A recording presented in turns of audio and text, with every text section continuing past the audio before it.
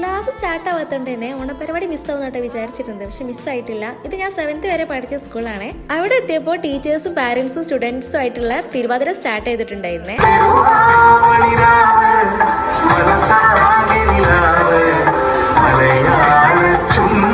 അങ്ങനെ അടിപൊളി തിരുവാതിര കണ്ടു കഴിഞ്ഞതിന് ശേഷം ഞങ്ങൾ പൂക്കളം കാണാൻ വേണ്ടി പോയിട്ടുണ്ടായിരുന്നു. അത് ഫിനിഷ് ആയിണ്ടായിരുന്നില്ല. അതിനിടയ്ക്ക് ഞാൻ എന്റെ ഫ്രണ്ടിനെ കണ്ടിട്ട് അവിടുന്ന് പിന്നെ ടീച്ചേഴ്സിനും സാറുമാരൊക്കെ കണ്ടു. അപ്പോത്തിന് പൂക്കള് ഫിനിഷ് ആയിട്ടോ. പിന്നെ ഞങ്ങൾ അവിടുന്ന് ഫോട്ടോസ് ഒക്കെ എടുത്ത് പിന്നെ കുറച്ച് പരിപാടികളും കാര്യങ്ങളൊക്കെ ഉണ്ടായിരുന്നു. ടീച്ചേഴ്സിന്റെ ഒക്കെ എനർജി നോക്കുക.